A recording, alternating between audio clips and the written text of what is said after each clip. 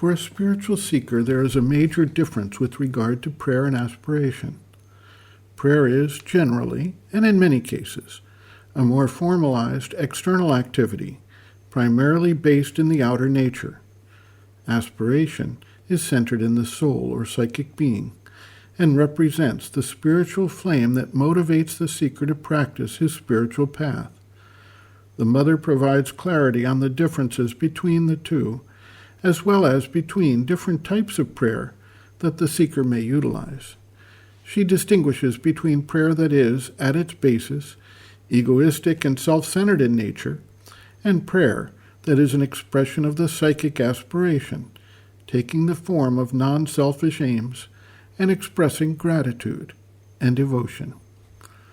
The mother observes, quote, "For instance, if you have done something you regret having done, if that has unhappy consequences which disturb things, and several people are implicated, you do not know the reactions of the others, but you yourself wish that what has been done may take a turn for the best, and that if there is a mistake, it may be understood, and that no matter what the mistake, this may be for you an opportunity for a greater progress, a greater discipline, a new ascent towards the divine, a door open on a future that you want to be more clear and true and intense.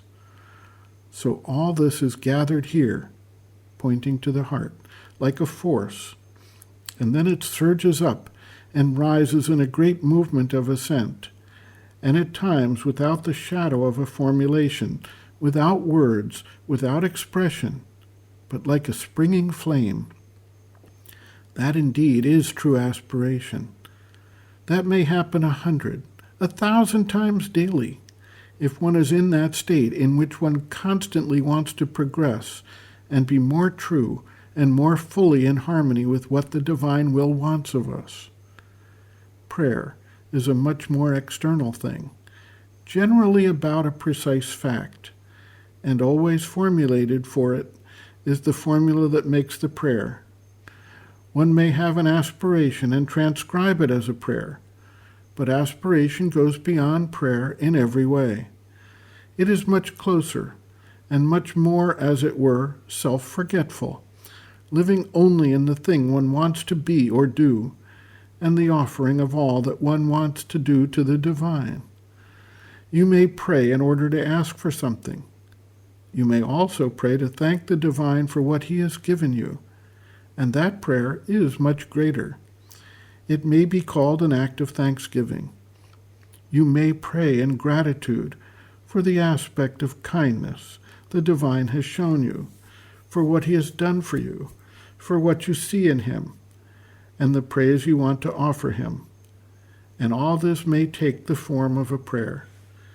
It is decidedly the highest prayer, for it is not exclusively preoccupied with oneself. It is not an egoistic prayer." End quote. Reference, Sri Aurobindo and the Mother, Powers Within, Chapter 9, Aspiration and Prayer, pages 85 to 86.